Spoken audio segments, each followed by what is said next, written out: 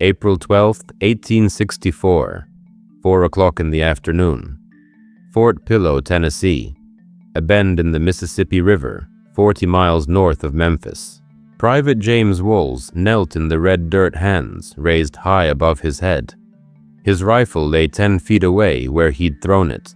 Around him, 300 black soldiers in Union blue did the same thing.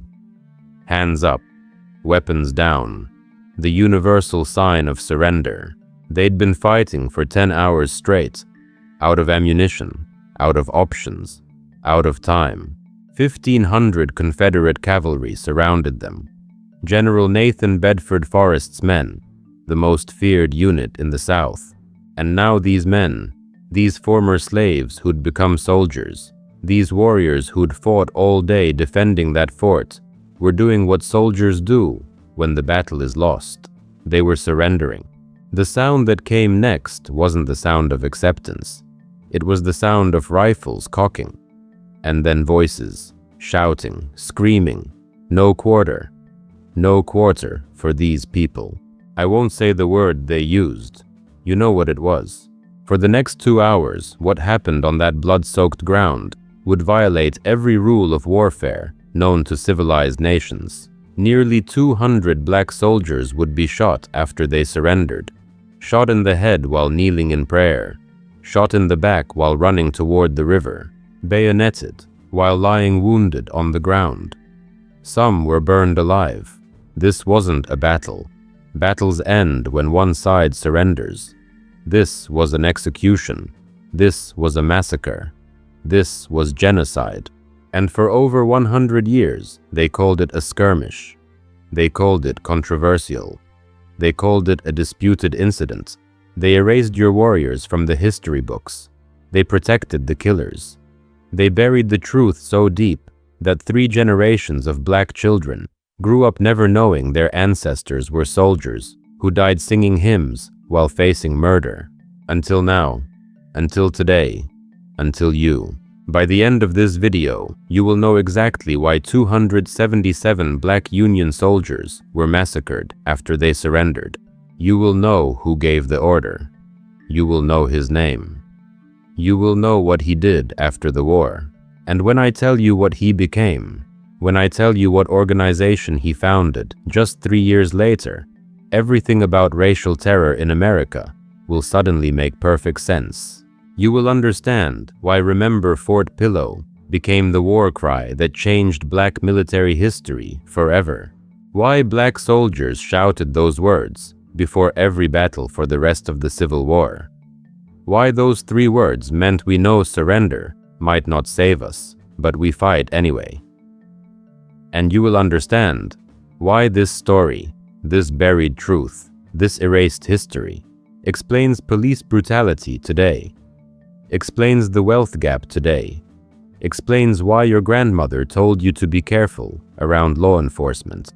That warning didn't start in the 20th century. It started here, at Fort Pillow, on that April afternoon when the world learned that black people in America cannot assume that compliance equals safety. This isn't ancient history. This happened 161 years ago. Your great-great-great-grandparents' generation. If your family was in Tennessee, Mississippi, Arkansas, or anywhere in the South in 1864, they knew about Fort Pillow. They lived in terror that it would happen to them. They passed that fear to their children, who passed it to their children, who passed it to your parents, who passed it to you. After this video, you will never see your heritage the same way. You will never see current events the same way. You will never see yourself the same way. Because you are about to discover that you are not descended from victims. You are descended from warriors who stood against armies, who fought knowing they might not be shown mercy, who sang Amazing Grace while Confederate soldiers screamed for their blood. That courage is in your DNA. That strength is your inheritance. And today, you reclaim it.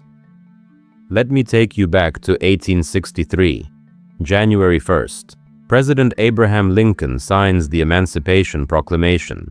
Slavery is abolished in Confederate states. But more than that, more than just freedom on paper, Lincoln does something revolutionary. He authorizes the creation of the United States Colored Troops, the USCT. Black men can now officially join the Union Army. Before this, black men had been fighting anyway, unofficially, in segregated units, doing manual labor mostly, digging trenches, building fortifications, cooking, cleaning. The dangerous work nobody wanted. But not fighting, not carrying rifles, not being treated as soldiers. That changed in 1863. The USCT was born, and black men flooded the recruitment offices. They came by the thousands, former slaves, free black men from the North, men who'd escaped plantations, men who'd been waiting their whole lives for a chance to fight for their freedom. By 1864, 180,000 black soldiers served in the Union Army. That's 10% of the entire Union fighting force. Let that sink in. 1 in 10 Union soldiers was black. The South was terrified. This was their worst nightmare come to life. Black men in uniform, black men with rifles, black men who knew how to fight, black men who had every reason to want revenge. The Confederacy saw this, and they made a decision, an official policy. They would not treat black soldiers as prisoners of war. They would not honor the rules of warfare when it came to black troops. The Confederate Congress passed it into law. Any black man captured in Union uniform would be executed or returned to slavery. No trials, no prisoner exchanges, no mercy. And any white officer leading black troops would be executed for inciting slave rebellion. This was policy. This was law. This was genocide written into the Confederate legal code. Fort Pillow sat on a bluff overlooking the Mississippi River. Strategic location, controlled the waterway, supply route, communication line. The Union held it with 567 soldiers. About 300 of them were USCT, black men from 2 artillery regiments, the 6th U.S. Colored Heavy Artillery, the 2nd U.S. Colored Light Artillery. These men had been former slaves, most of them from Tennessee and Mississippi. They'd escaped, they'd enlisted, they'd trained, and now they defended a Union fort deep in Confederate territory. Their commanding officer was Major Lionel F. Booth, a black officer, one of the few in the Union Army. Leading black troops was dangerous. The Confederacy had a price on the head of any white officer doing it. But Booth was black himself. He knew what was at stake. He knew what would happen if they lost this fort. He knew the Confederacy's policy.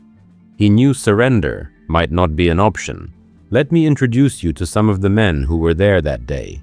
Private James Walls, 27 years old, born enslaved on a Mississippi plantation. He'd escaped in 1863, made his way to Union lines, enlisted immediately. He had children back on that plantation. He wrote in a letter, "I fight, so my children will never know chains."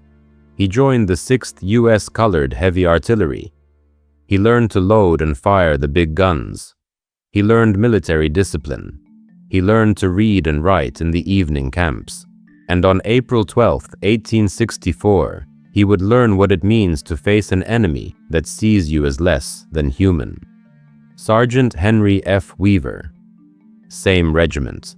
6 years older than Walls, also a former slave. Weaver was known for his faith, deep faith, the kind that shows itself under pressure.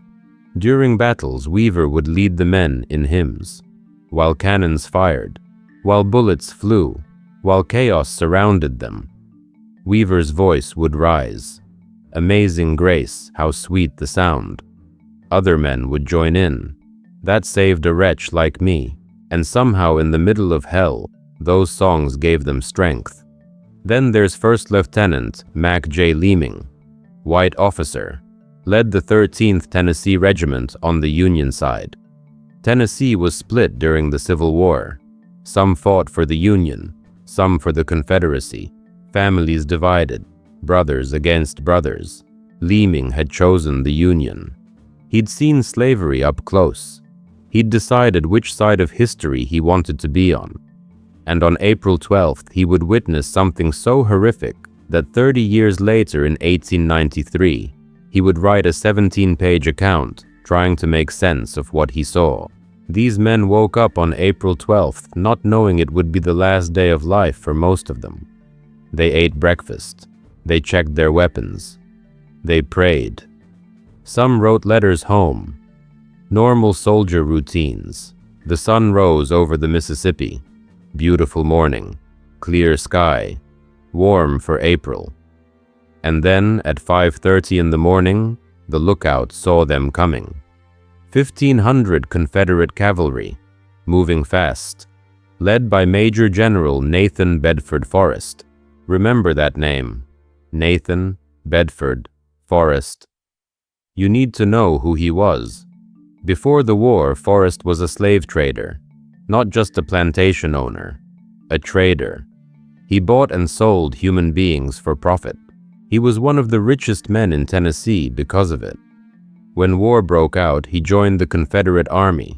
He was a genius at cavalry tactics, ruthless, effective, feared across the South and North alike. His men worshipped him. His enemies dreaded him. And his name would become synonymous with racial terror. Because 3 years after Fort Pillow, in 1867, Nathan Bedford Forrest would become the first Grand Wizard of the Ku Klux Klan. The founder, the leader, the man who organized and systematized white supremacist terrorism across the South. That's who was riding toward Fort Pillow that morning. That's who commanded 1,500 men trained to kill. That's who had already decided that the rules of war did not apply to black soldiers. 5:30 a.m. The Confederates attacked. Fort Pillow's defenders opened fire. Cannons boomed, rifles cracked. The battle was on. For 10 hours, those 567 Union soldiers held off 1,500 attackers. They were outnumbered 3-1, but they had the high ground. They had fortifications. They had artillery, and they had something else. They had everything to lose. The black soldiers at Fort Pillow knew the stories. They knew what happened to USCT troops who got captured. They knew about the policy. They'd heard rumors of other massacres. They knew that for them, losing this battle might mean death, even if they surrendered. So they fought like men with no backup plan. They fought like men defending their right to exist. Major Booth moved among his troops, encouraging them, directing fire, keeping morale up. The men were holding. The Confederates couldn't break through. Hours passed. The sun climbed higher. The spring heat bore down. Ammunition started running low, and then mid-morning, a Confederate sharpshooter's bullet found Major Booth. He fell. The highest-ranking officer at Fort Pillow was dead. Command passed to Major William Bradford, white officer. He tried to hold the position. The men kept fighting, but the pressure was immense. Ammunition dwindling, casualties mounting, exhaustion setting in. By 3 o'clock in the afternoon, Forrest sent a message under a flag of truce: surrender, unconditional surrender. Or we will take no prisoners. Read that again. Or we will take no prisoners. That's not a military communication. That's a threat. That's foreshadowing. That's telling them exactly what's about to happen. Bradford knew it. The black soldiers knew it. They'd rather die fighting than surrender to this. But Bradford was in command. He refused the surrender demand. He sent back word: "We will defend this position." The fighting resumed. For another hour the battle raged. And then at 4 p.m. Forrest's cavalry broke through. They overwhelmed the defenses. They poured over the walls. They flooded into the fort. The Union soldiers were out of ammunition, out of options. They threw down their weapons. They raised their hands. They shouted the words, "Soldiers shout," when it's over. "We surrender. We surrender. Don't shoot. We surrender." And that's when the massacre began. Confederate soldiers screamed as they ran through the fort. No quarter. No quarter for these people. They used the slur over and over, shouting it, screaming it, making sure everyone heard. This wasn't about military victory anymore. This was about race. This was about punishing black men for daring to wear the uniform, for daring to fight, for daring to be soldiers. Private James Walls knelt in the dirt, hands up, unarmed. A Confederate soldier walked up to him. Walls looked up, probably said something. "Please, I surrender." Maybe he prayed. Maybe he thought of his children on that plantation. Maybe he thought God would save him. The Confederate put a pistol to Wall's head and pulled the trigger. That's not combat. That's execution. It happened everywhere, all over the fort.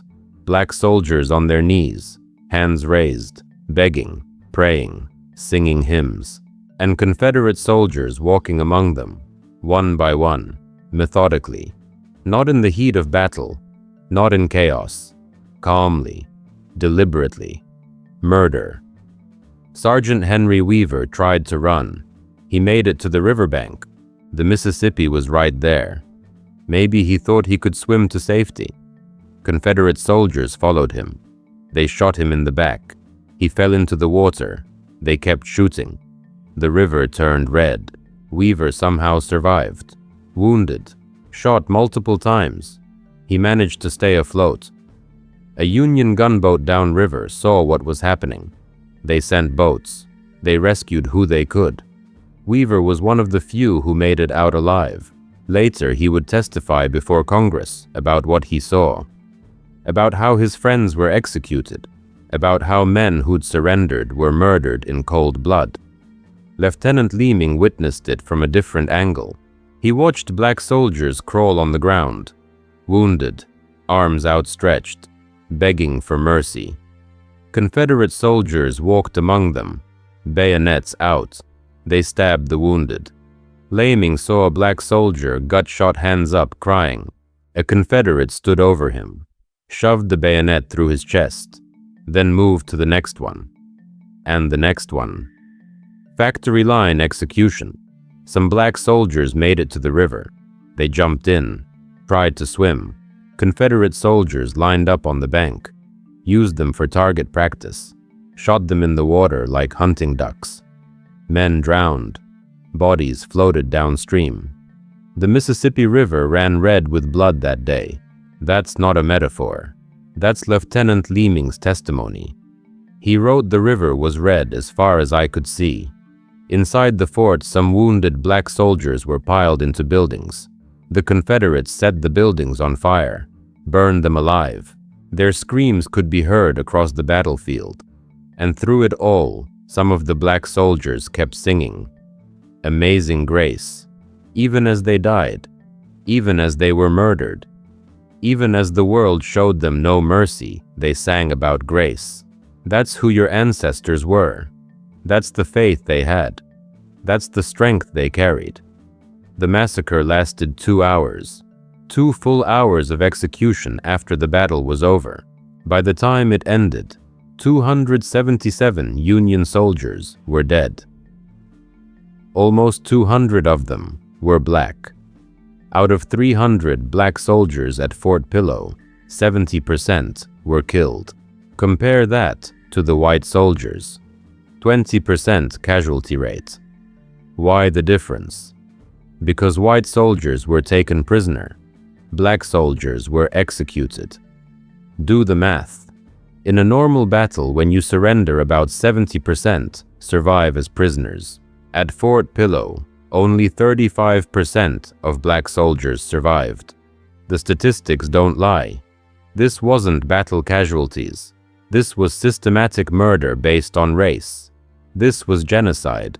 And the Confederate casualties, 14 men. 14. They lost 14 soldiers taking a fort defended by 567. How is that possible? Because most of the killing happened after the surrender, after the battle was won, after there was no resistance. They murdered defenseless men. That's how you get a casualty rate like that. April 13th, the next day. Forrest and his men left Fort Pillow. They didn't even hold it. No strategic value. They didn't need the fort. So why attack it? Why kill all those men? Why commit atrocities that would become infamous? Because the fort was defended by black soldiers. That's the only reason.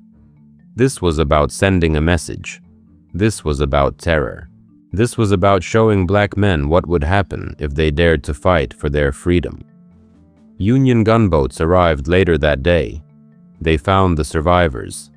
They found the bodies. They found the evidence. Bullet wounds to the head. That's significant. In combat, soldiers get shot in the arms, legs, torso. Random wounds. Heat of battle. But at Fort Pillow, most wounds were to the head and chest. Execution style.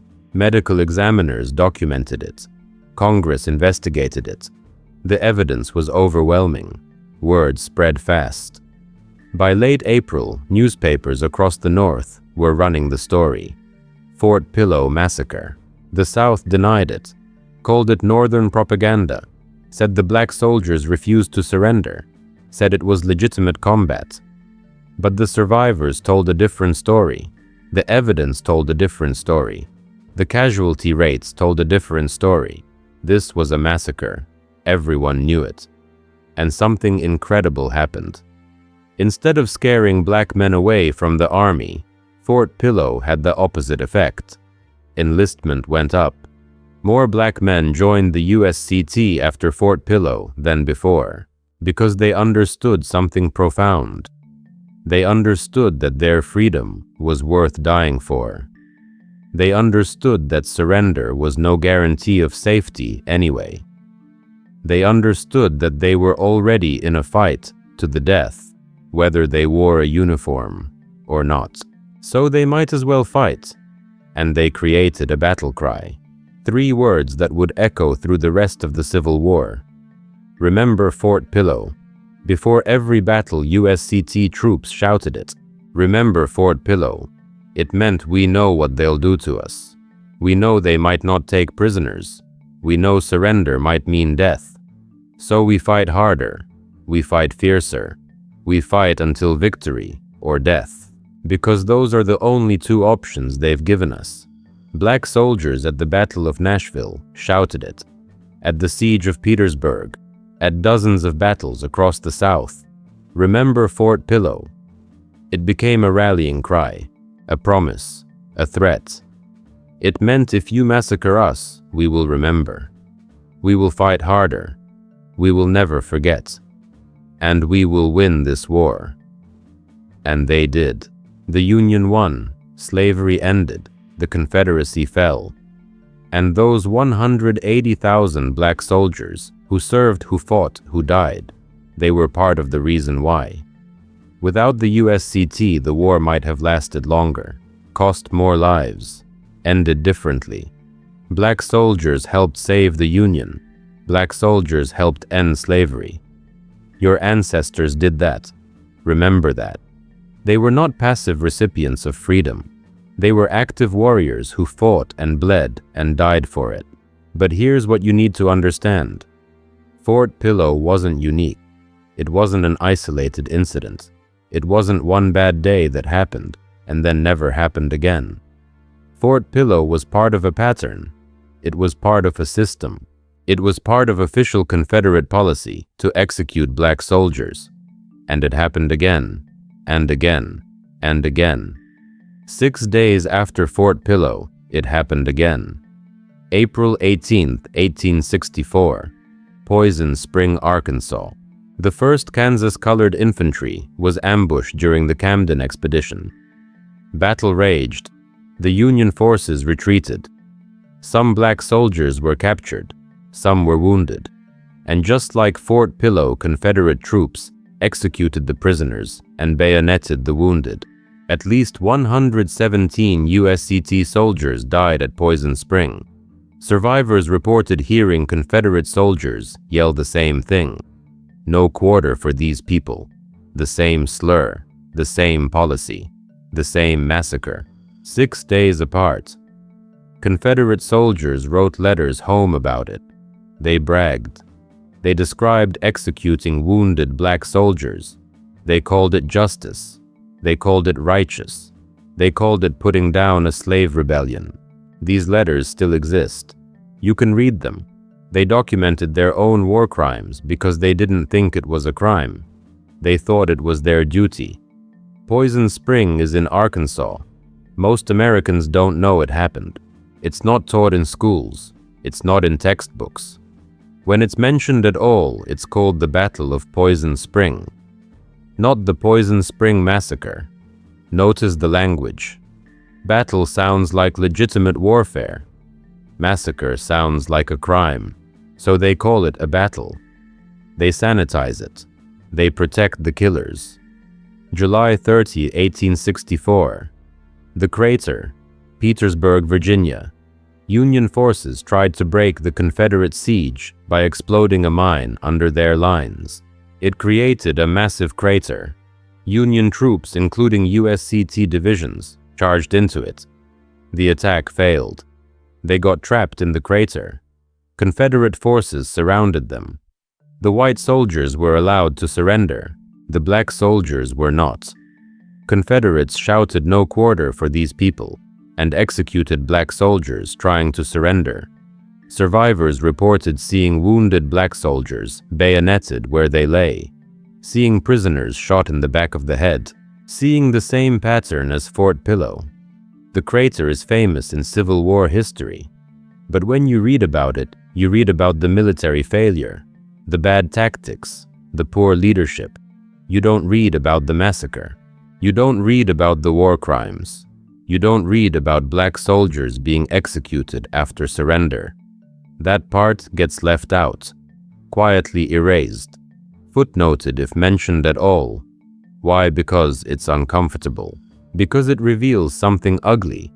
Because it shows that the Confederacy fought a war of racial extermination, not just political separation.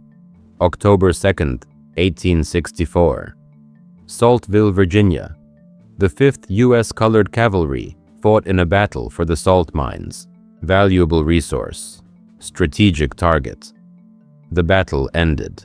Night fell. Confederate General Felix Robertson ordered his men to go through the battlefield and execute any wounded black soldiers they found. Not capture them. Not treat them. Execute them. His men obeyed. They walked among the wounded. Shot them. Bayoneted them. Killed at least 40 to 50 men who were no threat to anyone. The next morning, Robertson's men went to the Union Field Hospital. They dragged wounded black soldiers out of their beds, out of the hospital, and executed them outside, in front of the white soldiers, in front of the doctors, in front of witnesses, and nobody stopped them, because this was policy. This was how the Confederacy treated black soldiers. Robertson was never punished, never court-martialed, never held accountable. After the war, he went back to his normal life, died peacefully decades later. No consequences, no justice. Do you see the pattern now? April 12th, Fort Pillow. 200 black soldiers executed. April 18th, Poison Spring. 117 executed. July 30th, the Crater. Dozens executed. October 2nd, Saltville. 50 plus executed. All within 6 months. All USCT troops. All executed after surrender or while wounded. All because they were black. This wasn't isolated incidents. This wasn't the heat of battle. This wasn't rogue soldiers acting on their own. This was Confederate policy. The Confederate Congress literally passed it into law. Black soldiers will not be treated as prisoners of war. They will be executed or re-enslaved. And Confederate generals followed that policy. Forrest at Fort Pillow, Robertson at Saltville, unnamed officers at Poison Spring and the Crater.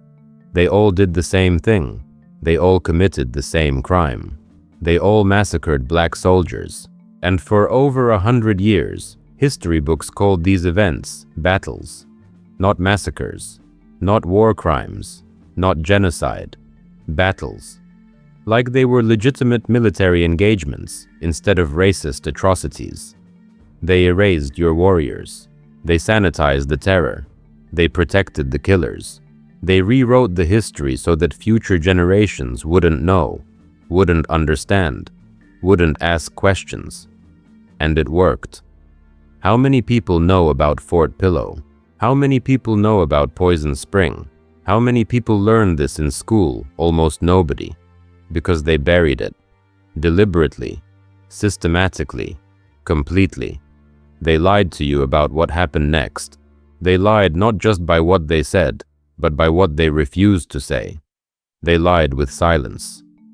No one was punished for Fort Pillow. Not one man. Not one officer. Not one soldier.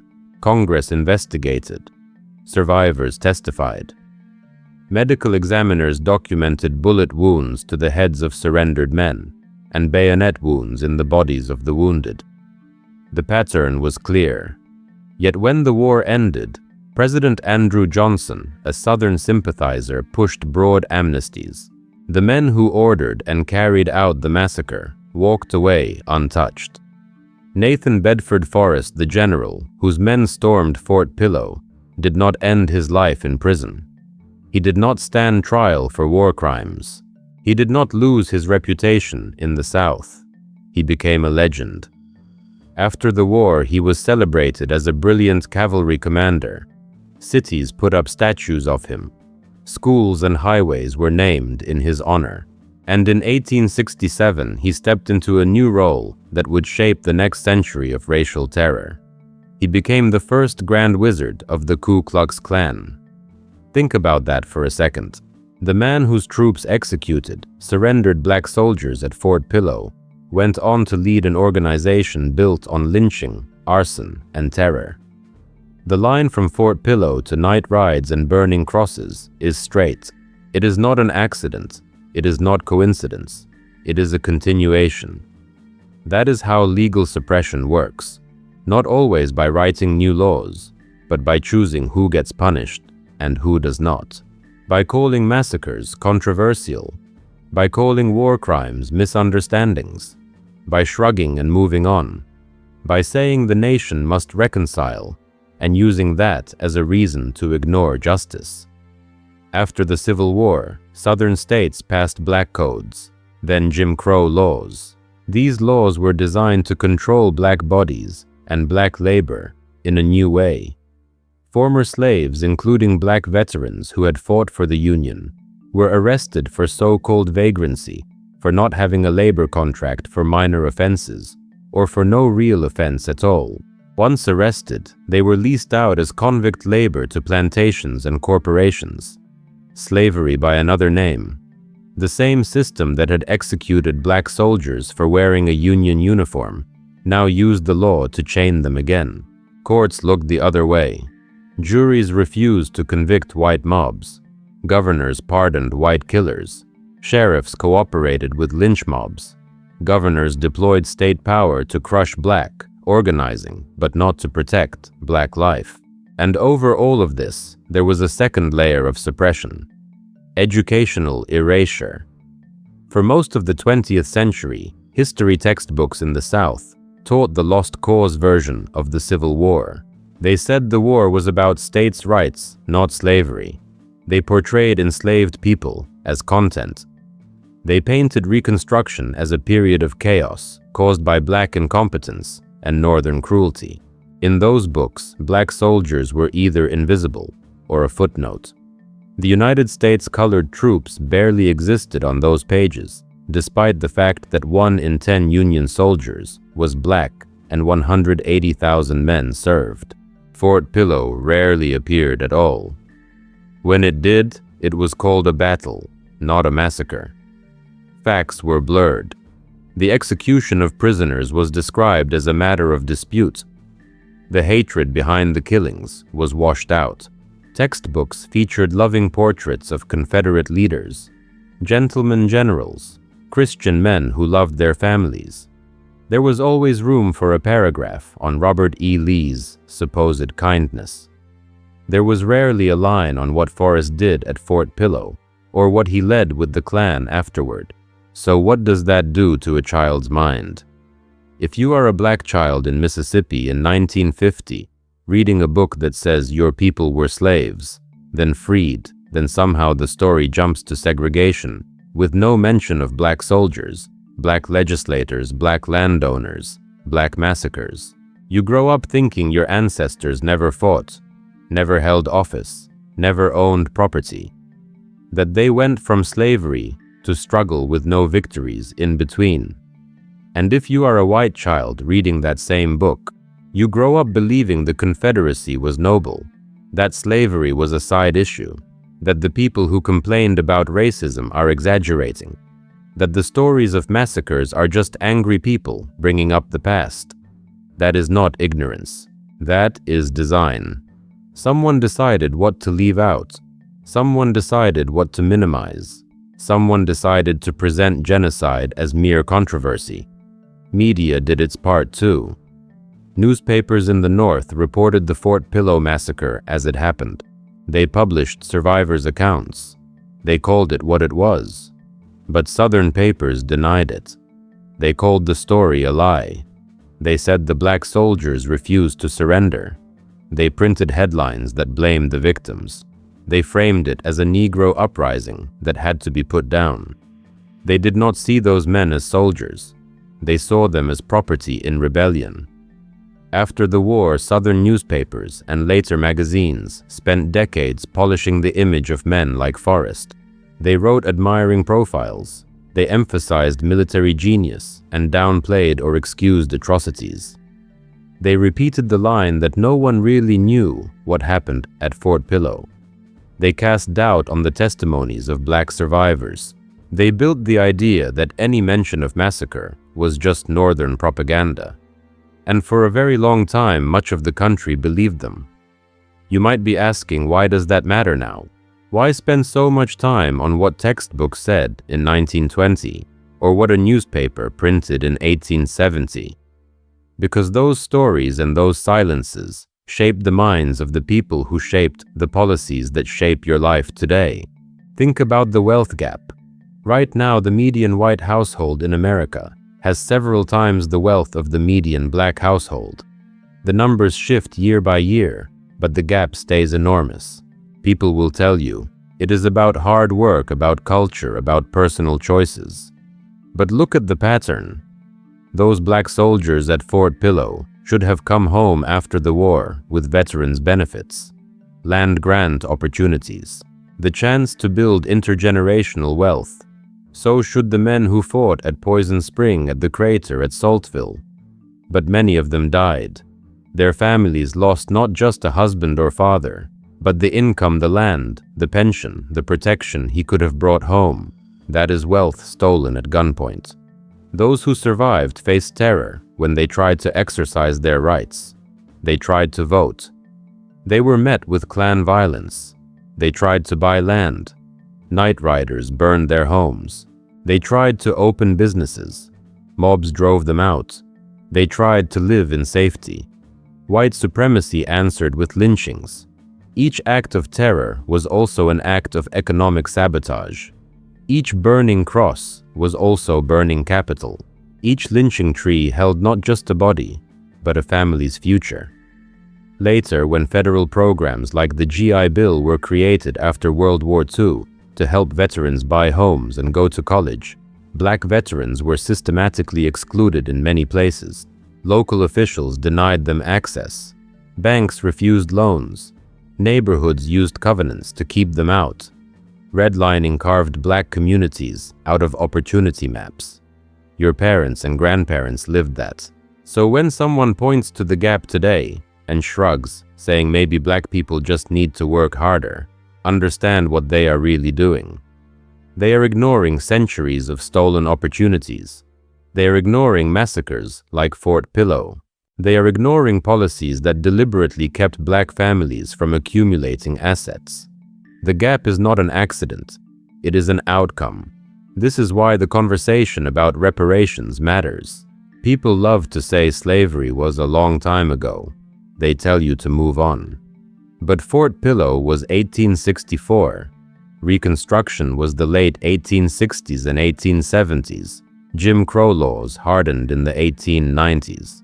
Racial massacres like Tulsa in 1921, like Rosewood in 1923, like the Wilmington coup in 1898, wiped out black wealth and political power again and again in the 20th century. Redlining did its damage well into the 1960s.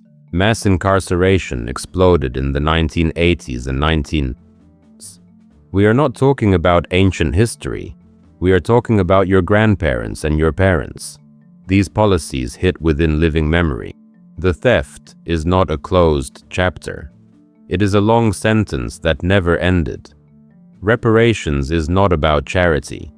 It is not about guilt. It is about an unpaid bill. It is about a ledger that shows generations of stolen labor, stolen land, stolen lives, stolen opportunities. It is about acknowledging that men at Fort Pillow were murdered as they tried to secure a future for their families, and that the loss of those lives echoes in the net worth of their descendants today. Now bring this closer. Why do so many black parents give their children that talk about dealing with police? Why do grandmothers tell their grandsons, keep your hands visible? Say, yes, sir. Come home alive. Why do you feel your heart race when you see flashing lights in the rear view, even when you have done nothing wrong? Because from Fort Pillow onward, black people in America learned a harsh lesson. Surrender does not guarantee safety. Compliance does not guarantee mercy. Being unarmed does not guarantee you will go home. At Fort Pillow, black soldiers threw down their rifles and raised their hands. They begged for mercy. They were killed anyway. In our time, names echo that same pattern. Men and women unarmed. People complying. People restrained. People asleep in their own beds, yet still killed. The uniform changed from gray wool to blue. The weapons changed from muskets to pistols. The justification changed from no quarter to I feared for my life. But the result feels hauntingly familiar. This is not about hating every officer. It is about recognizing a system that has over and over granted itself permission to treat black lives as disposable. That system is older than any one department. Its roots run back through Jim Crow patrols, through slave patrols, through Confederate policy at Fort Pillow. When you see a video of a man choked on a sidewalk or a woman shot in her own home, and people rush to debate whether they complied perfectly, remember what your ancestors saw in 1864. They complied as perfectly as any human can. Hands up, weapons down, still dead. The demand for perfect obedience has never been about safety. It has been about control. Mass incarceration continues the pattern in a different form. The 13th Amendment abolished slavery, except as punishment for crime. That one exception opened a door. After the war, black people were arrested for minor or fabricated offenses and leased to plantations and factories. Today, black Americans make up a disproportionate share of the prison population. Many work for pennies an hour. Companies profit. The system again extracts labor from black bodies at a discount.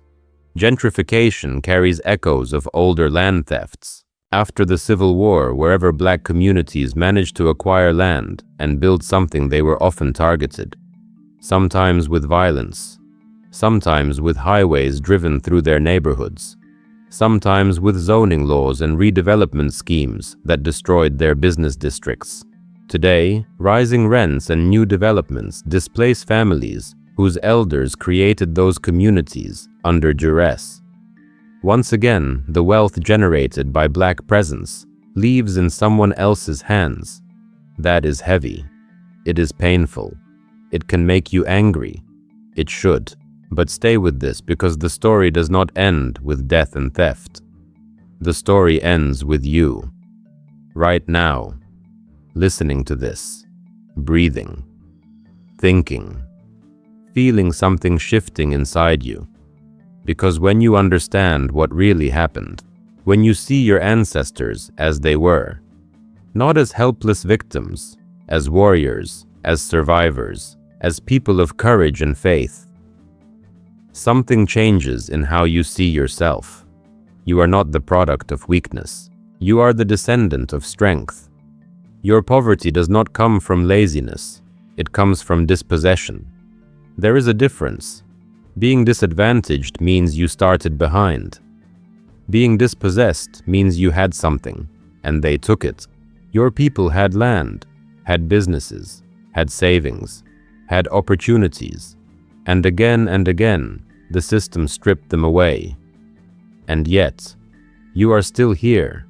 Somehow, through all of that, your bloodline continued. Your grandmother survived. Your grandfather endured. Your parents made a way. You are listening to this because every generation before you refused to disappear. So hear this. You are not a mistake. You are not an accident. You are an answer. An answer to prayers whispered in cotton fields. Prayers shouted on battlefields. Prayers murmured through tears as families watched loved ones taken away. Prayers spoken in secret meetings under threat of the lash or the rope. God preserved you through all of this for a reason. Your ancestors survived the Middle Passage slavery, Fort Pillow, the Klan Jim Crow redlining mass incarceration. Not so that you could live in shame thinking they were weak, but so that you could stand in truth knowing they were mighty. If this truth is hitting you, if something in you feels both broken and awakened, right now, pause with that for a moment. Let it sit in your chest. Let it reshape how you think about your name, your family, your story. And as that settles, this is where you come in. If this truth shook you, if learning what really happened at Fort Pillow and what it connects to has pulled back a curtain for you, do something right now, not later. Now. Drop a comment that simply says truth. That one word says you refuse to live in lies. It says you honor those men whose stories were buried. It says you will not let their sacrifice stay hidden. Hit that like button if you are done with the sanitized history they taught you. Every single like tells the algorithm that this kind of content matters, that this is the story that needs to spread instead of the same old myths. Share this video with someone who needs to wake up. Send it to a friend who thinks racism is just personal prejudice, not a system. Send it to a relative who wonders why you are so passionate about justice. Send it to anyone who has ever said, "That was a long time ago. Why are you still talking about it?" And if you have not already, subscribe. Not because of numbers, not for vanity, but because there are hundreds more stories like this that have been buried. Stories of Black communities that built wealth and saw it stolen. Stories of resistance that textbooks never mention. Stories that will help you understand why you live where you live. Why your family has what it has. Why our neighborhoods look the way they do. You have made it this far. You are still here. That means you are hungry for truth. Stay with this journey, because in the next part we go even deeper into who you are, what you carry, and what you are called to do with this knowledge.